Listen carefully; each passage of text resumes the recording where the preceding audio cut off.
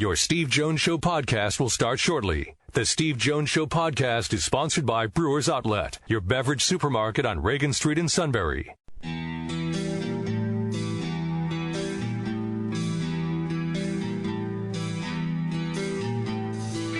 Sports talk where your voice counts. This is the Steve Jones Show on News Radio 1070 WKOK. Now from the Sunbury Motors Studio, here's Steve Jones.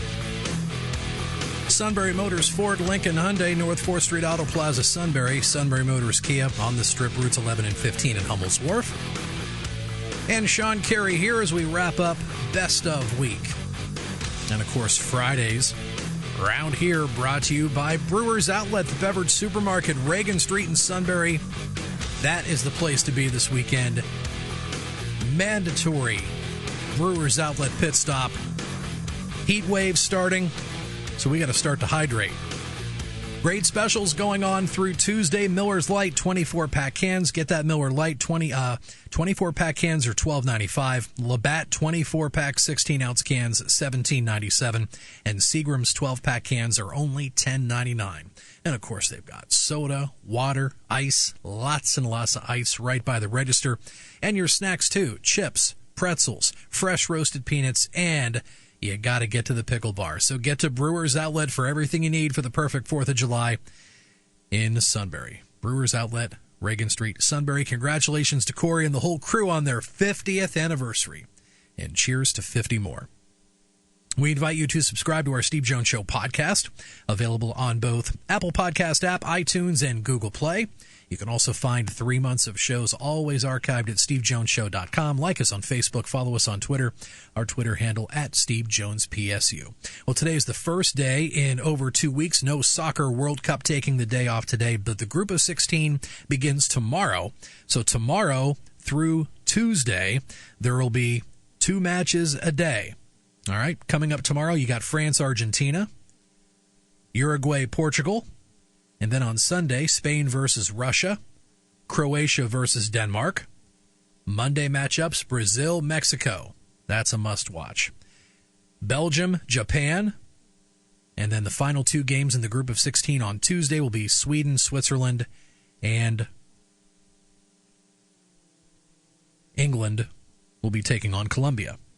Winners of all those games will go to the matchups next weekend on Friday and Saturday, the 6th and 7th. Steve will be back on Monday. We'll get new shows back in. And tonight, of course, we'll have Phillies baseball on WKOK, 6:30, airtime for On Deck. And then first pitch at 7:05, game number 2 of the 4-game set between the Phillies and the Washington Nationals. And great performance last night for Aaron Nola. Back-to-back nights, the Phillies getting great starting pitching. Aaron Nola last night going 7 2/3 innings, giving up only 1 run, 5 hits, 8 strikeouts, and 2 walks. He has 10 wins before the month of July, very rare for a Philly. Rhys Hoskins, 2nd straight night with a home run. And Sir Anthony Dominguez had to come in the 9th inning to get a couple of strikeouts to lock up that save for Philly. So the Phillies are still in 2nd place. They are now 2 games out of 1st. They were able to gain a half a game last night on the Braves. They had the night off. So the Phillies are 2 games away from Atlanta, and they are 2 games ahead of the Nationals in the NL East after that 4-3 win last night. So 7:05 will be the airtime this evening with Scott Fransky and Larry Anderson. Airtime tomorrow will be 5:30 for On Deck, 6:05 first pitch. And then the wrap-up of the 4-game set on Sunday. On Deck will be up and running at 1, first pitch at 1:35, all here on 1070 AM. So last hour we replayed Steve's thoughts on the Rice Commission and how big of an effect it'll be on the future of college basketball. And after that, we had a chance to get in contact with one of the great masterminds of college basketball, has written about it for decades, not just college basketball, but also spent a lot of time in PA, grew up in Western PA, member of the United States Basketball Writers Hall of Fame from Sporting News and Big Ten Network, our great friend of the show, Mike DeCourcy. Hi, Steve. How are you? I'm doing well. I hope you're doing well. I'm doing great. Great. The Rice Commission came out last week on Wednesday with their vision of what they think can help improve the game of college basketball. In your opinion, how well did they do? In my opinion, if the opposing side were a basketball team, the college basketball Commission on College Basketball was beaten about 120 to 62. Yep. It was an absolutely embarrassing performance by all people involved. It was so intellectually dishonest, it was staggering. They came up with some decent ideas. There are a handful of decent ideas relative to the structure of college sports, like adding outside voices to the board of directors. That's a fine idea. I got no problem with that. Yep. But in terms of, quote, fixing college basketball, I mean, they didn't even give you a Band-Aid. I mean, if you have an open, bleeding wound on the game, they didn't even give you a Band-Aid. They just, they came up with solutions that don't solve any problems, that they can't implement, and they came up with one solution, the suggestion that the NCAA in the future create their own evaluation venues, camps, tournaments, whatever you want to call them, right. That they create their own evaluation venues, and they're going to get sued so profoundly if they actually implement those that that may actually be the thing that ultimately finishes the organization. I mean, I stood there about 6.5 hours after Dr. Rice did the presentation, reading what was essentially an executive summary of their report to a live stream and to an audience that included people in the media. About 6.5 hours later, two NCAA presidents and Mark Emmert, two presidents of NCAA member institutions who are members of high-level functioning bodies in the NCAA came in along with Mark Emmert, the president of the NCAA, and said that they voted to adopt everything. And I raised my hand and I said, do you realize that if you implement the takeover of the evaluation period, how vast that job is, how likely it is to get you sued? Mm-hmm. And they just basically said, I can't remember exactly how they responded, but I think they feel like that they're willing to take that on because the alternative was to actually look at it and say that the commission did a terrible job. Okay, so I put, by the way, I don't disagree with anything you said. The next part is, if I were to sit you down in the room with them, and they said, Mike, give me 2-3 things as somebody who's covered the game for decades and has been around it for decades that would be important on your list. Well, I think that the first thing you have to do is you have to say that you lost the war on agents and that you have to allow them to make agreements, which I think they are saying that their language on that was highly nebulous, but I think that they're saying that it's okay. Right. But then you can't keep money out of the equation, because if you're allowing a young person to enter in some sort of agreement with an agent, but don't allow them to accept any money from the agent, either in terms of a grant or a loan, then the agent at that point has very little value.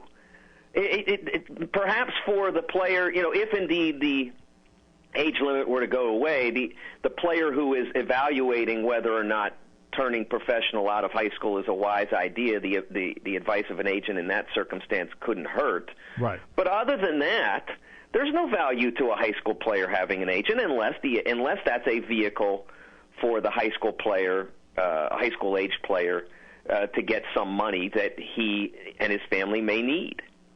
Well, hockey and baseball already have, it's not termed agents, but they're termed advisors. Hockey and baseball already have that, for example. So it's not a foreign concept for college sports. Yeah, I think that the difference in those sports is that you have for both, you have a much greater, a much wider pool of athletes who have a more significant decision to make. in terms of whether to turn professional or not. Right. The baseball player can come out of high school and reasonably, enter the professional world with at least some hope of making it to the pros. Which I see here all the time. Nick Kingham, first 20 batters for the Pirates yesterday, started his pro career here in State College. Yes. I didn't realize he was a local for you guys. He did a great job yesterday. No, not a local, but he played for the Spikes, the minor league team. Oh, I gotcha. Yeah. And so that happens. In hockey, it's the same, and in hockey probably has the best system of everybody, because in hockey they just draft whoever they want, and then if the player says, I'm not really ready to play in your league, so I'm going to go play in college, they can do that, and they can play in college as long as they want. I mean, there's a player playing for the Bruins who's a member of their roster now in the Eastern Conference semifinals, who was enrolled at Harvard. Actually, he's technically still enrolled at Harvard. Yes. He's going to graduate in a couple of weeks. Yeah. So, I mean, I think they have by far the best system, and I wish they'd come out of that room and said, hey, NBA, here's an idea. Do this. Right. But they didn't. They didn't think of that. No, and I'll tell you why they didn't think of that. Honestly, they didn't talk to anybody. I'm not saying they talked to anybody, but they didn't talk to anybody. I mean, I went to here in Indianapolis. There are a couple of summer off-season events, AAU events, whatever you want to call them, over the weekend. Really big deal events. Nike's EYBL. Right.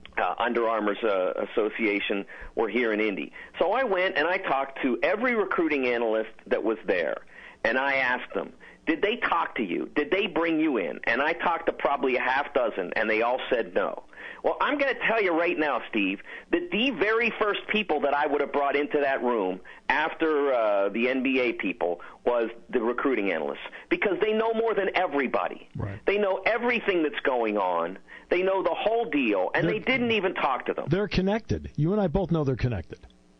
Yeah, I mean, whether or not you believe that, Brian Snow or Evan Daniels or Eric Bossi or whoever, whether you like their talent evaluation or not, or Paul Biancardi, you may think that this guy gets it right more often than that guy. I think they all do a really good job, but they all know what's happening. Sure. And they could have gone in there and they could have laid it out. I chuckled when the newspaper in Portland last month did this big expose or whatever you want to call it on summer basketball. Man, you could have lunch with Snow or Daniels and you could get this in half an hour. Right. And they, because those guys know what's going on. And the fact that the commission didn't bring them in is ridiculous. And there were many other people that they should have talked to and didn't.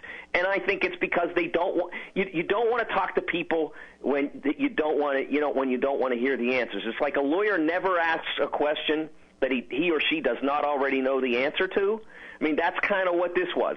They went after the answers that they wanted. Right. Well, exactly. It seemed like it was crafted ahead of time, and they were able to get whatever they wanted to meet what they wanted to do. Which now brings me to you and I both know there are only 60 spots in the NBA draft. There are, 181 early entries on the college level. There are more, obviously, from overseas. So you're guaranteed, at minimum, 121 are not going to get drafted. The part about letting undrafted go back, my opinion, didn't go far enough. I think that if you don't like where you get drafted, you should be allowed to go back. Well, I agree with that. I mean, although it doesn't do you any good because the NBA has said that they're not going to redraft you, that you're going to have to stick with your original.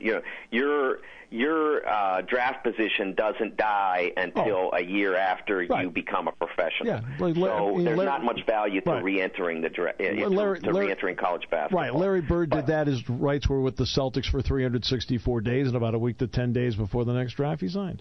He was the 5th overall pick in the previous year. Yeah, so but I remember about the 183 or 181 or whatever it is. A lot of them are going back with that. They're going to withdraw. It doesn't hurt you. It doesn't cost you anything to be in the draft. Now there I think are 60 plus, low 60s that have signed or committed to agents and have basically said they're done. Right. That's up to them. I mean, I don't think it's smart for all of them. I think there are people who are making mistakes on that list. But again, if they could if they could have agents and accept money from agents, I don't know that you'd see that list be that long. No, because I agree. A lot of that is guys getting coerced by agents. Let me tell you a little funny. Do I have a second to tell you a funny story? You have plenty of time, Mike. Okay, great. All right. So there's a coach I know who has a player who is on that 180-person list, and he's decided at this point that he's not going to sign with an agent. And his coach is trying to get him not to commit to an agent until he's committed to the draft because he doesn't believe there's any value in it for him. And he said to him, what are all the agents that are calling you every day telling you that they can get you into Chicago, right? And he said, yeah, that's what they're saying. And he said, well, don't worry about it because I got you into Chicago. And the player said, gee, thanks, Coach. I appreciate that. And the coach said, how gullible are you? I didn't get you into Chicago. Your play got you into Chicago. Right. I mean, that's the point. The point he made was that, that's what you're dealing with. All these agents telling these guys that they can help them. The agents who can really help you, first of all, a lot of them are willing to wait. They're willing to wait to get you. So you don't have to be committed to them. The only reason for a player who's in the draft at this point to have an agent is if he's a defined lottery pick and knows he's going and probably is about ready to skip out of college and become a full-time draft aspirant. Maybe he'll take some correspondence courses to finish his degree or whatever, or finish his semester or whatever, but he's probably, headed somewhere to work out. But for the player who's on the fence, sure, there's no reason to have an agent at this point, and that's where that whole money thing comes in. Right. I mean, there is no reason because there's a point where, say for example, you do well in Chicago. And by the way, getting into Chicago is not quite as easy as people think it is, but you're right. The NBA knows who they want to look at. Absolutely. I mean, they know. All right, so that's why when you mentioned his play got him in, yeah. And that's why some of these guys get bad advice and suddenly are finding themselves today sitting back saying, what do you mean, I didn't get an invite to Chicago? That's exactly what's happening. And the next part to me is, okay, you do well in Chicago. All right, I'm committed to the draft. Now hire an agent. Yeah, I mean, and then at that point, they can navigate the workout process for you. They can make sure you're working out against the people that are going to benefit you. And there may be a player that doesn't suit relative. Like if you're projected as a top 15 pick or a top 20 pick, and there's a number 35 guy or number 50 guy that's going to come in and try to make a rep off you. No, you don't do that. I mean, you compete against the other top 15 guys because it may cost you a spot or two, but it's not going to cost you 20. And that's how an agent can really help you at that point. But going through Chicago as a draft aspirant, at that point you don't really need to have an agent to get a good idea of what you can do, of what you'll need to do, and then whether or not you should stay in the draft. Because when I looked at the 5 primary topics that they put out, well, 2 of the 5 they have nothing to do with. One dealt with, right, as you mentioned, the shoe companies. The other one was the one and done in the NBA, which of course was the headline everywhere. I'm saying they have nothing to do with that. That's an NBA rule, and you and I both know that the earliest they're even going to consider that is 2 years. That's the earliest. Yeah, and at the end of the day, Steve, it's so disingenuous for them to even bring it up, and it was the first thing almost, literally, exactly, that Condoleezza Rice mentioned. It's intellectually dishonest. I mean, here in Indiana, they have a lot of build-the-wall commercials on the air, and it struck me this morning when I saw another one. I'm like, that's what one and done is for these people. One and done is an issue that you use to distract from the real issues. Yeah. It's everything about it is intellectually dishonest. They said that that these are clear targets for the agents. Yeah, but okay, that's true. But You think that they can't? That nobody in the NBA sees a guy pop up averaging 20 a game in college and doesn't then start blowing up the guy's phone? Of course. I mean, it's ridiculous. The fact that they make the fuss that they did, and I was listening to a podcast, an NCAA podcast that Jack Ford does with the athletic director at Miami Hurricanes, who's on one of their key boards. And who was saying that, he said, well, you have to have something for players, and there hasn't been anything for players who don't want to go to the NBA but want to be professional. And I'm like, does he even have the Internet? I mean, Darius Baisley 3 weeks ago said he's going to the G League. Right.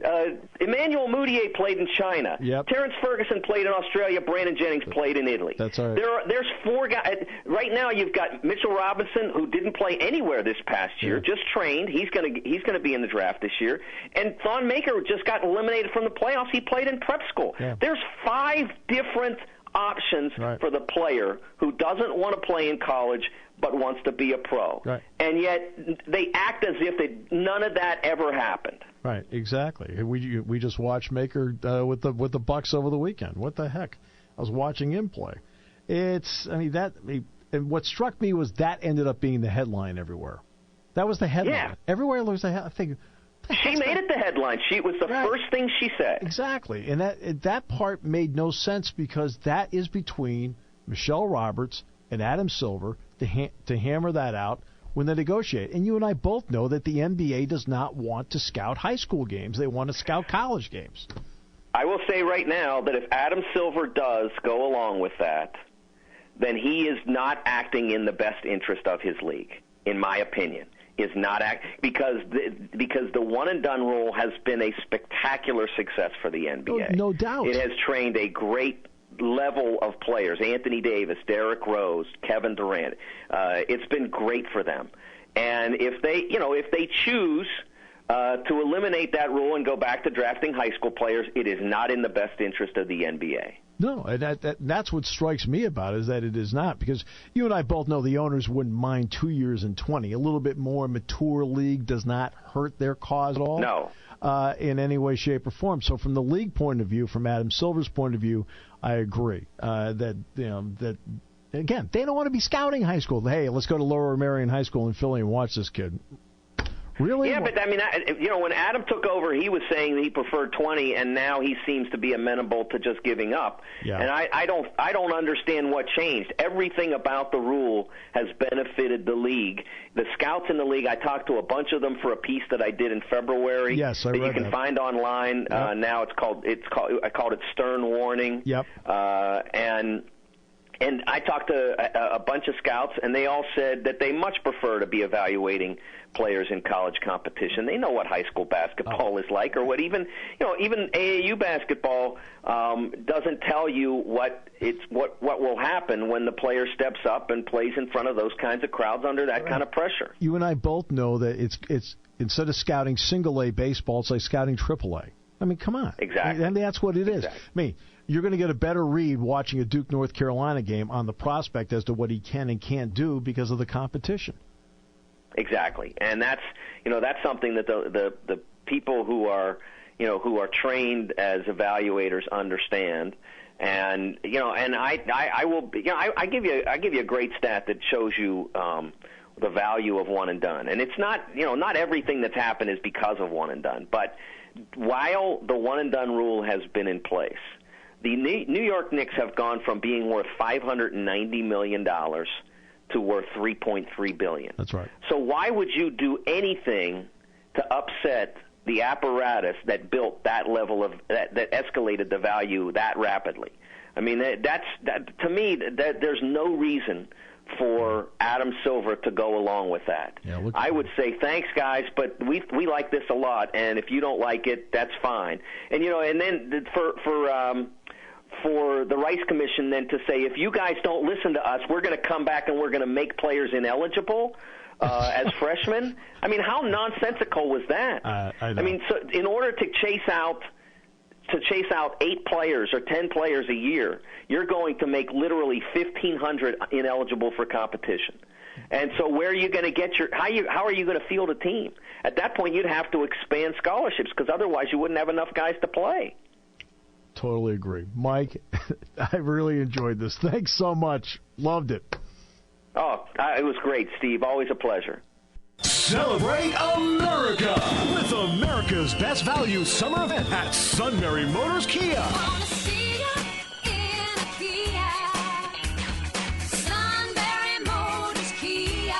As summer heats up, so do the special offers at Sunbury Motors Kia. The best season of the year deserves America's best value. And there's no better value than 20 new 2018 Kias for under 20 grand. You heard right. Sunbury Motors Kia has 20 new 2018 Kia Rios, Optimus Souls, and Fortes for under 20 grand. But that's not all. Get 0% financing for 66 months on most 2018 Kia models. Plus, all include the industry-leading 10-year, 100,000-mile powertrain warranty. Celebrate America with America's Best Value Summer Event at Sunbury Motors Kia. Routes 11 and 15 in Hummel's Wharf and online at sunburymotorskia.com. Offer expires 6/30/18. Financing offers exclude Kia Stinger, Cadenza, and Rio, and are for qualified buyers through KMF Financing. Warranty is a limited powertrain warranty. For details, see retailer or go to kia.com.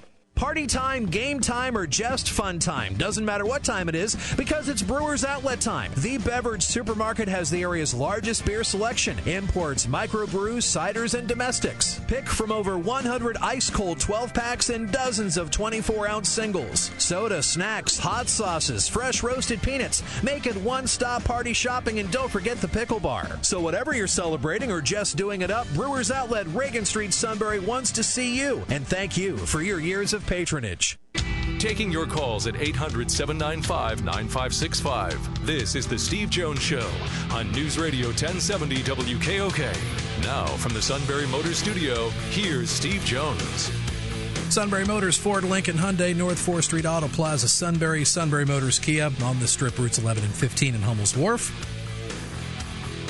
Best of Show, Friday edition, brought to you by Brewers Outlet, the Beverage Supermarket, Reagan Street in Sunbury. It is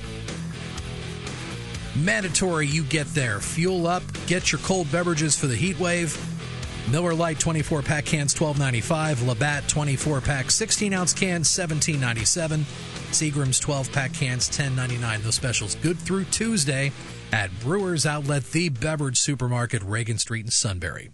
Well, back in the fall of September 2016, leading up to the celebration and the 50th anniversary of Joe Paterno's first game as Penn State head coach, we had a golden opportunity to speak with a Penn State football legend, the one and only Mike Reid. We're very pleased to have with us one of the true greats in the history of Penn State football, who has turned into one of the true greats in Nashville as well, Mike Reid. Mike, welcome to the show. It is great to have you with us. Steve, wow, what a generous introduction. I can't thank you enough for that. I want you to, tape that and send it to me so I can listen to it once a day. Okay, that'd be my pleasure to do it. No, it's a long time ago, those things, so it's very, very kind and generous of you to mention those things. It'll be 50 years Saturday. The first game was played, and John Runnels and Mike Irwin, they'll go out as the honorary co-captains for the game on Saturday. But in that game against Maryland, you are credited with 3 safeties in that game. What do you remember about that day? Not a huge amount. I remember 2 things. I remember 2 of the safeties, Steve. I don't remember the third. The only thing I can figure, it must have been I know 2 of them were blocked punts, I think, and I don't really remember. The other thing was I remember dislocating, looking back on it now, dislocating 2 of my fingers on my right hand making a tackle. And I looked down at my hand, and my 2 fingers in the middle of my right hand were about an inch and a half long, and I thought, that doesn't look right, and I just instinctively grabbed them and pulled them back in and taped them up and played the rest of the game. But the next day was as much pain as I can ever remember having. But I was a kid, and I was playing in those days. Steve, we had when we ran a 5-man front, I was a middle guard, and then with a 4-man front, I was a middle linebacker. So I had two responsibilities there, but I don't remember. It's such an unbelievable 50 years this past. Yeah. I mean, I remember Joe. Obviously, I remember Joe like I knew him like he was here yesterday. He was a unique a unique guy. I don't think any of us, maybe some of the guys you've talked to would differ with me, but I don't know that any of us had any inkling that we were involved in a ground floor of something that would grow to be pretty substantial. But you knew certainly, I remember as a kid, you knew certainly you were involved with somebody who was full of incredible passion.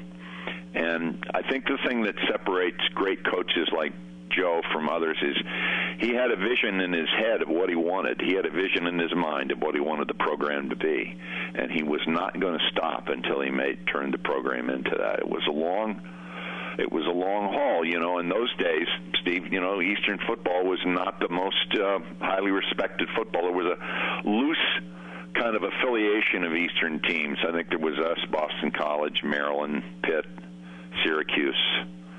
West Virginia, right? Yeah. And it wasn't. They used to refer to it as the Big East, but I don't think there was an official conference, And there wasn't really and it was really Joe that really began to put Eastern football. And I might add, as a guy, you might not be old enough, Steve, to remember the name Ben Schwartzwalder. He was the coach at Syracuse. Syracuse coach, yes. Legend at Syracuse. Coached guys like Floyd Little, and Ben might even have coached Jim Brown, I'm not sure. And I think he coached Jim Brown, Larry Zonka, yeah. And so those guys were the guys that put Eastern football on the map, in those days. Did you have a sense? You were recruited by Rip, correct? Well, actually, yeah, from Rip's gang there, and there was a guy. I met Rip, I'm sure a few times, but there was a guy named Sever Toretti. He was gone. Oh, yes. Sever was a wonderful guy. Gregarious, charismatic Italian charmer. Boy, he could charm. I mean, he charmed my mother right off her feet. That was incredible. And my dad as well. And he was the guy that would come to Altoona and knocked on our door and talk to me. So, because it was my sophomore year, these 50 years, my sophomore year was Joe's first year as head, and I think it was Rip before then, and Joe, am I right about this, that Joe was an assistant, 17 years? Before, he was, 16 years he was. And Sever Toretti, I had the privilege of knowing him for many years. It was exactly right, and I learned a lot just talking to him. I want to ask you about Joe early on. Did you get the sense that in the first couple of years, I know you had to redshirt one of them, but in the first couple of years that he was driven to prove that he could be a head coach? That probably would have been something, Steve, I would guess that's private in his mind. It was something that was specific to his mind. I don't think Joe, look, I won't, even after 5 decades, I won't say that I knew Joe that well. He was, he was an unsentimental guy, not a sentimental guy. To us, anyway, although it was important. I'm sure that I'm not the first one to tell you this. He really cared about his players in the sense that he did not want us to come to Penn State to have just a football experience. He wanted us to have a college experience, and so he was, and I assume it stayed this way, but there certainly was no athletic dorm. I mean, we ate in the football season. We ate one meal together, the evening meal. We could go up to the hub and eat together. But it was vital to Joe that we have a university, that we have a college experience, not just a football experience. So in that sense, he really cared. He loved his players to be part of the on campus, to be part of the college. I eventually, after a couple of stumbles, ended up majoring in music, and Joe loved that. He loved it. One of his players was wandering around the music halls. He just got a kick out of that. So he cared in that sense. He certainly cared in that sense. But Steve, it would have been not like Joe to reveal to his players that he was trying to prove that he deserved to be a head coach. I don't think there was any doubt. Look, he was a skinny little Italian guy that anyone, Steve Smear or any of us, could have grabbed by the throat, and that'd have been the end of that. But I lived in fear of that man, and I lived in fear of disappointing him. From the very first time I met him, I think that's another quality. You know, I just did not want to, and I would go to the ends of the earth, whether it was working out in the off season, make sure I came into camp in shape or whatever, but I just did not want to disappoint that guy. Mike, where did the love of music enter your life? Very, very early on. We grew up. My brothers and I grew up next to my grandmother on my dad's side, Granny Reid, and she had an old upright piano on her sun porch. Half the keys didn't even work. But my earliest memory, Steve, would be sitting on that bench, probably 3 or 4, banging on the keys. I don't remember anything other than that. And then when I was very young, I requested piano lessons, and it makes no sense to me. My folks were working blue-collar workers, you know, mom and dad. Dad worked for the railroad. Mom worked downtown at Kinney Shoe Company. And so I don't know. I think I remember the first music I was conscious of hearing were the hymns in church. That was the first music that really got my attention. So I don't know. I've never understood it that much, that clearly, Steve. It just knew it was there, and it's you know, my love of athletics when I was a kid, as it will wane, you know, the older you get. But the love of music and writing has only intensified throughout the arc of my life. So, but explaining it or understanding it has eluded me. I don't know. Yeah. Mike, I have to bring up this story because in getting ready for the broadcast we'll have to do on Saturday, Jack Ham gave me a call yesterday, and I mentioned that you were going to be on the show.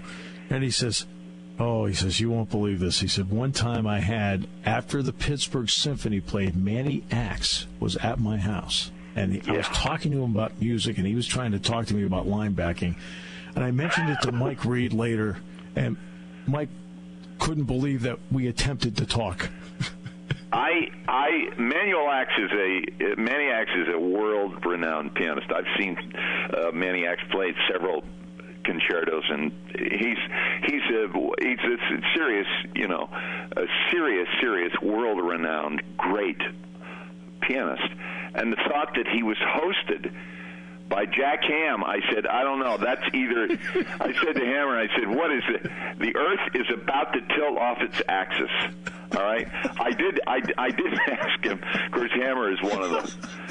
You know, people always say to me, they want to know when they know I went to college with Jack, and our careers at Pittsburgh and Cincinnati intersected for a few years. They view Jack as they do Jack Lambert or a Dick Butkus, as this terror, this guy that eats small children, you know. And I always tell them, I say, you wouldn't believe if you met Jack Ham. You wouldn't guess that that's the Jack Ham, the legendary linebacker of the Steelers, because he's one of the funniest, kindest, sweetest guys that I know. Although Hammer and I have fallen out of touch, you know, over the years. But recently, you know, this event, we've been on the phone, and I am absolutely delighted to report that he has not lost one iota of his sense of humor. He's still the funny guy he always was. Well, we're in our 17th season together, and everything you described, that's exactly who he is. So Hammer is just Hammer, man. He's a legend, but he's very uncomfortable with that. Or at least, in case he's listening, I will accuse him of pretending to be uncomfortable with that. He probably loves that. But I love the idea of Jack Ham, of Manny Axe wandering around Jack Ham's house. And look, this is, first of all, the only sports talk show in America where Manny Axe actually has been mentioned in decades. I got to tell you a funny story very quickly if you have time. I was mentioned. Did an article years and years and years ago. I met the great legendary songwriter Randy Newman, and there was a guy later on. There was a guy who did an article, a little sidebar piece involving me, and then I mentioned Randy Newman, having met Randy Newman, and he mentioned that in this article. And later on in Rolling Stone, Randy Newman was interviewed, and they said, Randy, ask him something about things that excited him. He said, well, I just had recently one of the best things ever happened to me. Guy said, what? He said, I was mentioned in Sports Illustrated by this guy, Mike Reid. So those worlds, very funny. Very funny. He said, Newman said, man, there's no way. How am I going to get in Sports Illustrated? So that's the way that went. That's great. One final question, Mike, then I'll let you go. And it's a standard question I pretty much asked everybody. That in the 50s, when Joe made the decision, you know what, I'm going to stay in coaching and I'm going to try and make this as my profession. He had to call his father. His father, Angelo, after hesitating and hearing that he was not going to go into law, he was going to stake as a coach, said to him, well, if you're going to do that, make an impact. In the end, between Penn State and Joe Paterno, what impact did it have on Mike Reid's life? Boy, that's a biggie. That's really a biggie. I think it's important too to keep in mind, Steve, to think of the age we were when we encountered Joe, the age any kid is when he encounters somebody like Joe. It takes the human brain a full 25 or 26 years to develop. So the last part of the brain to develop is the part that is capable of making critical decisions. So you got parents delivering their kids into the hands of a guy like Joe Paterno long before the kids even have any idea. I used to say to my son, what were you thinking? Well, that part of his brain wasn't there, so he wasn't, And when parents were entrusting their kids to Joe Paterno at that age, you just were encountering, someone who it was important to him that you do things the right way. He believed in organizational principles. He believed in a certain level of discipline. It wasn't abusive in any way, shape, or form. He knew what players he had to push and what he had to coax, which ones he had to coax, and he knew me personally, Steve, he knew I was a kid that by yelling and screaming at me, you wouldn't get much out of me, but if you encouraged, right, I would go walk through the fire. So it's really, really very, very difficult. I mean, there are an awful lot of cliches we can use. I've said this before, I mean, statues can be taken down and games that were played and won can be declared non-existent if you really believe you can alter reality, for God's sake. But the effect that a man like that has on young, impressionable minds, and not just the thousands that played under him, but the thousands of more students that came to Penn State simply because they wanted to be where he was. They want to be around a man that, people are encouraged by greatness. And when you were encouraged by somebody like Joe, it made you just a little better than you thought you could be. So there isn't any one sort of. I really want to resist the cliche and just say I know this has been a very tricky, very, very challenging time for the school, the family, and I won't get into that. I know there's a long road to go yet out of that darkness, but